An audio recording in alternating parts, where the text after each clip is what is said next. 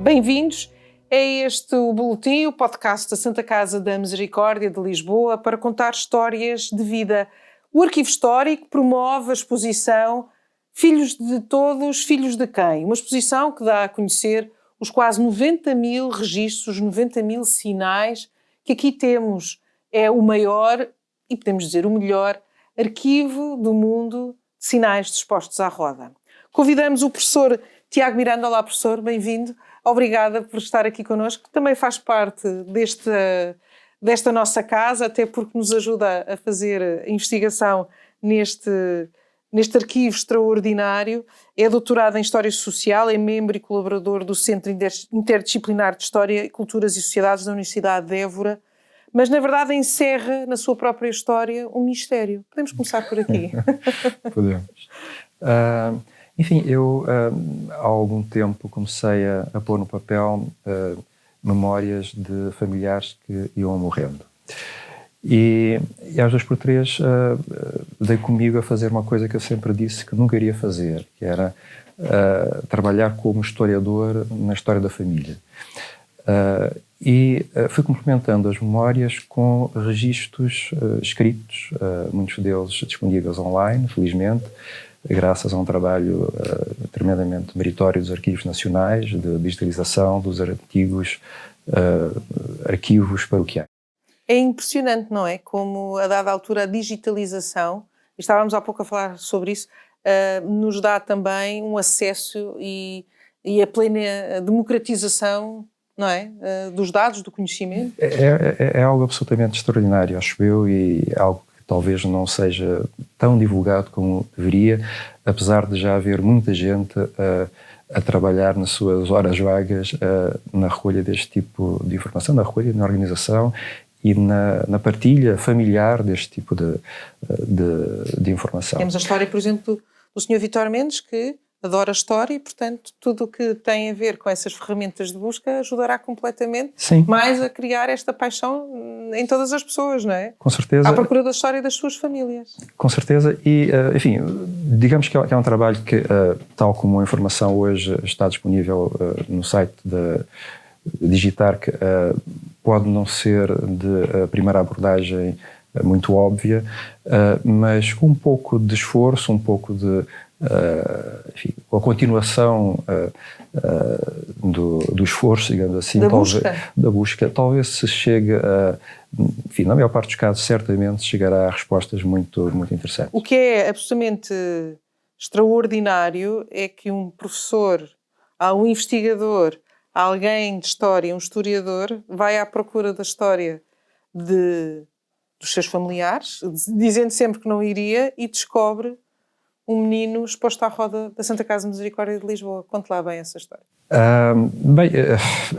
Trata-se de um menino que está já bastante lá para trás. Portanto, é da primeira metade do século XIX. Que eu saiba, nunca ninguém, enfim, da minha família mais próxima, a minha mãe, os meus avós, ouviram falar nessa história. Estamos a falar de 11 de agosto de 1812. Sim, é isso? Sim, isso de acordo com o registro da Santa Casa. O primeiro registro que eu encontro recuando nesse empreendimento que eu dizia que nunca iria fazer, o primeiro registro relativo a este nome é do casamento dele. Aliás, é uma estratégia que se deve seguir quando se faz esse tipo de busca. Ir procurando os registros de casamentos dos avós, sempre, enfim, da geração anterior. É mais fácil do que andar nos registros de batismos, por exemplo, porque são muito mais numerosos e por vezes não têm tanta informação. Portanto, digamos que os livros mestres nesta busca são os livros de registro de casamento. E depois de encontrar os meus trisavós de Carnide, enfim, os meus bisavós Pinto de Carnide,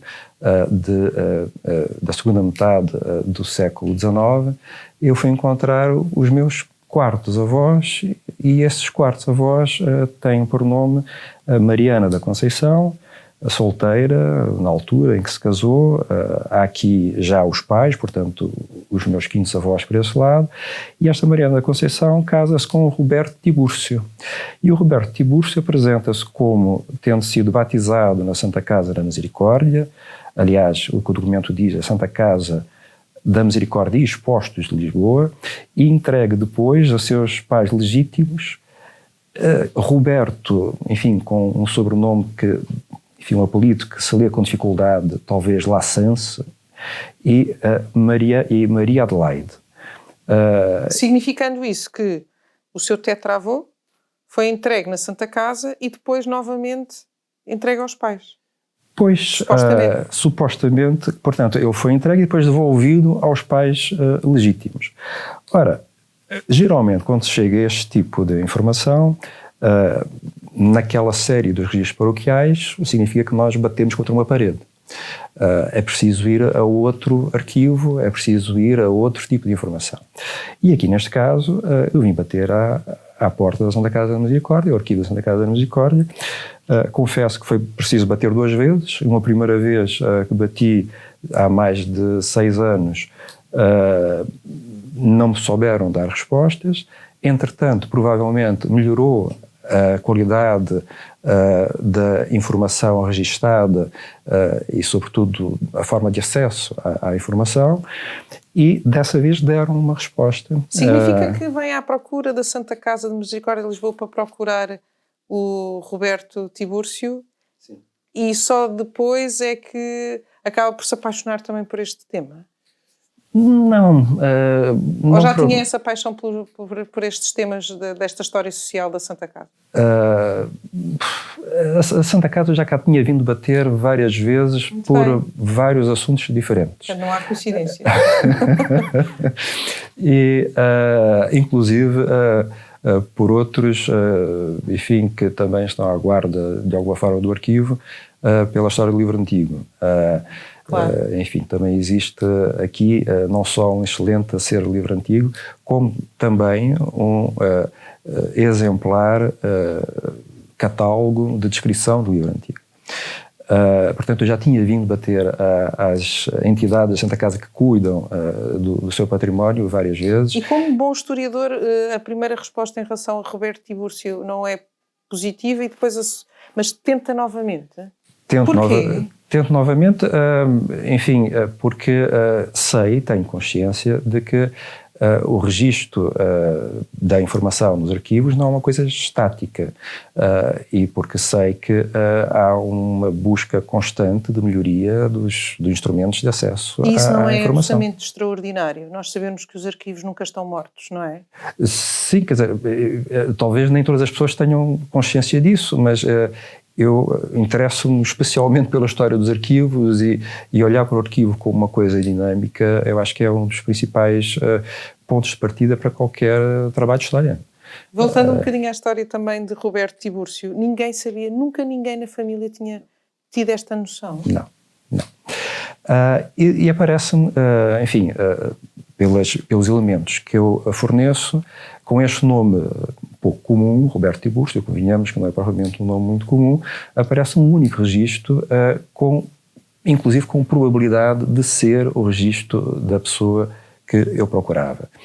Portanto, é um registro de 1812, e isso significaria que ele, quando casou, teria, enfim, 32 anos.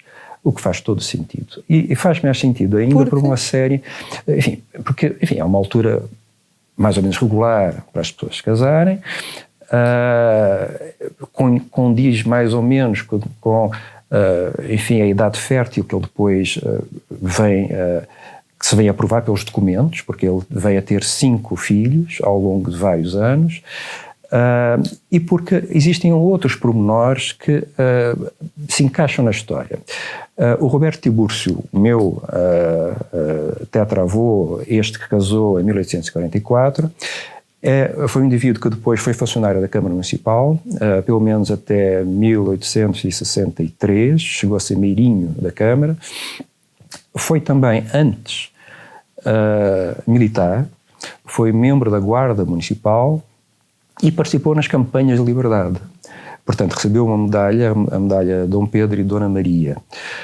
Isso significa que ele, em 1832, 33, estaria em idade militar. Portanto, tudo isto bate certo. O que não bate certo é o nome que está registado aqui, ou são os nomes que estão registados aqui na Santa Casa, como sendo os dos pais dele, a quem ele foi devolvido. Enfim, ele foi devolvido a uma senhora chamada Mariana Gertrudes, mulher de Vicente Deus. Que não é o nome que está no sinal. Que não é o nome que está no registro de casamento, que ele alega no registro de casamento. Portanto, falando agora neste sinal, que é obviamente um dos mais bonitos documentos da história da Santa Casa da Misericórdia de Lisboa, olhar para estes sinais e para estes registros das crianças, o que nos quer dizer é, na verdade, pode ter havido aqui uma troca de pais? Ou não? Ou pode ter havido aqui uma ocultação do nome de quem entregou ou de quem... O ato de entrega de qualquer criança na Santa Casa, como exposto, é um ato que, enfim, é uma forma de contornar alguma dificuldade ou de esconder alguma informação. Por isso é que eu dizia no início desta nossa conversa um mistério. É sempre um mistério. Pode ser sempre um mistério, não é? Sim, e neste caso eu não sei se estou absolutamente certo em relação à resposta que eu tenho para o que pode ter acontecido. Agora, o que este caso nos ajuda a lembrar é que estes sinais servem como uma espécie de senha que pode ser apresentada por qualquer pessoa. Portanto, pode ser apresentada por uma pessoa em nome de outra. Poderia eu pegar neste pedaço de fita e ter entregue... Dizendo que era a mãe do Roberto Tiburcio. E depois, lá fora, o que faz com o Roberto Tiburcio já não é da conta da Santa Casa da Misericórdia, e o Roberto Tiburcio pode ter sido efetivamente criado por este Roberto Lassance e pela Maria de Adelaide. Maria de Adelaide, que inclusive tem importância familiar porque veio a ser nome de um dos filhos do Roberto Tiburcio também. Portanto, a história que ele conta quando se casa pode estar certa, pode condizer aquilo que de facto se passou, e pode ter havido aqui intermediários, provavelmente até mais do que um, que ajudaram a esconder esta história que ele viveu dos registros da Santa Casa. Mas entre esses mistérios e a história de Roberto Tiburcio, podemos dizer que é uma história bem sucedida. Sim. Por aquilo que se descreveu. Foi um homem que, a dada altura, também fez-se importante, ou pelo menos um cidadão que contribuiu para a sociedade. Isso, tenho dúvida, e que vem a ter uma quantidade de filhos que nunca mais acaba. Em Carnide, quer dizer, ele tem 5 filhos, e tenho a impressão que o filho mais velho dele, o meu trisavô, deve ter tido mais de uma dúzia de filhos. Agora não sei ao certo, não os trouxe aqui. Mas não é interessante, eu volto à questão da coincidência. O que nos deixa abismados, muitas vezes, quando olhamos para este arquivo, é o que nos liga. No fundo, o professor Tiago vem aqui parar sem saber.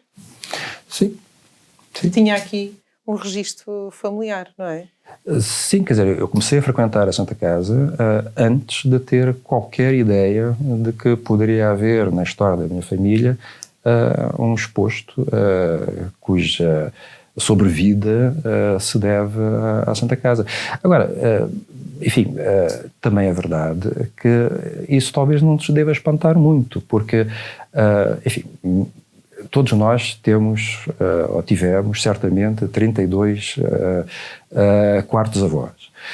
Portanto, estatisticamente, pensando que no século XIX a quantidade de ilegítimos andava por vezes acima dos 10%, ilegítimos e mais do que isso, enjeitados, é muito provável que todos nós tínhamos um registro na Santa Casa todos nós, da Misericórdia de da Lisboa. Região de Lisboa, que tínhamos história na região de Lisboa, todos nós temos, mais cedo ou mais tarde, enfim, algum registro nessa série muito extraordinária aqui da Santa Casa. Professor Tiago Miranda, para também terminar esta nossa conversa, com grande pena minha, já que está tão interessante.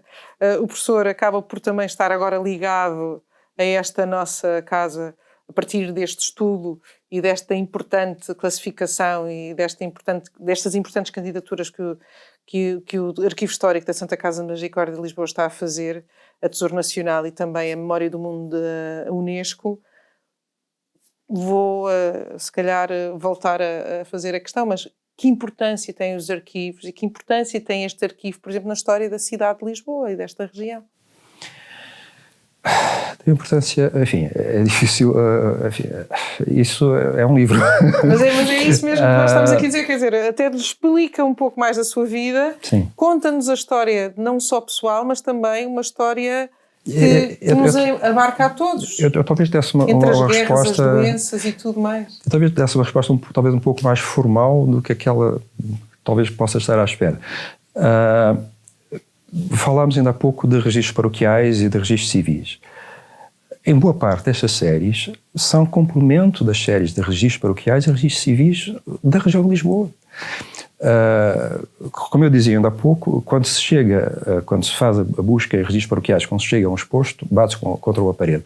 A rigor, enfim, é uma parede ali, mas aqui, nesta Santa Casa, existem elementos que podem, eventualmente, começar a ajudar a contar o que está para trás dessa parede. Obrigada, professor Tiago Miranda, por esta nossa conversa, dessa resposta que diz formal.